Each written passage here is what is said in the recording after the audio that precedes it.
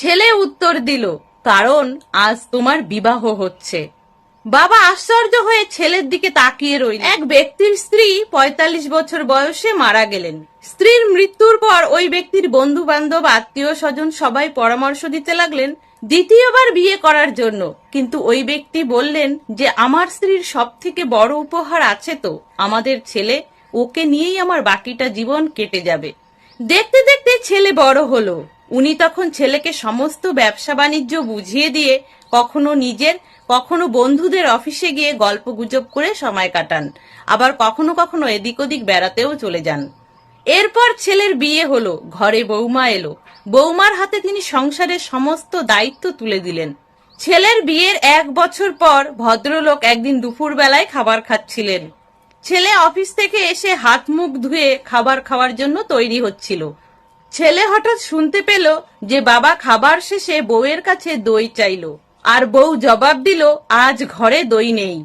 খাবার খেয়ে বাবা বাহিরে হাঁটতে চলে গেল। কিছুক্ষণ পর ছেলে তার বউয়ের সাথে টেবিলে খাবার খেতে বসলো। খাবারের পাত্র ভরা দই ছিল। ছেলে সেটা দেখলো। সে কোনো প্রতিক্রিয়া না জানিয়েই খেয়ে সোজা ঘরে চলে গেল। কিছুদিন পর ছেলে হঠাৎ বাবাকে বললেন, বাবা আজ তোমাকে একটু কোর্টে যেতে হবে। বাবা বললেন, হঠাৎ বাবা, কোর্টে যাব কেন?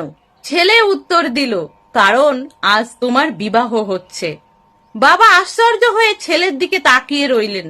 তারপর বললেন, বাবা এই বয়সে আমার আর বিয়ের দরকার নেই, আর আমিও তোমাকে যা স্নেহ দিয়েছি, ভালোবাসা দিয়েছি, তাতে মনে হয় না তোমার মায়ের প্রয়োজন আছে।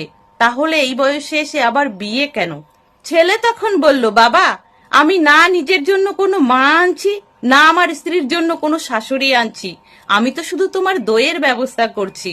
আর হ্যাঁ, কাল থেকে আমি আর তোমার বৌমা ভাড়া বাড়িতে গিয়ে থাকবো, আর তোমার অফিসের একজন সাধারণ কর্মচারীর মতো কাজ করে বেতন নেব, যাতে তোমার বৌমা বুঝতে পারে যে এই দইয়ের দাম কত।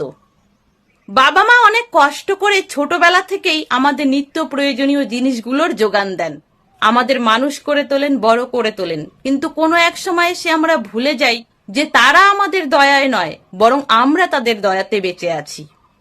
তাহলে বন্ধুরা, এই ছিল আজকের একটা ছোট্ট গল্প। যদি ভালো লাগে প্লিজ লাইক করে দিও, সাথে কমেন্টেও জানিও তোমাদের মূল্যবান মতামত। সকলে ভালো থেকো, সুস্থ থেকো।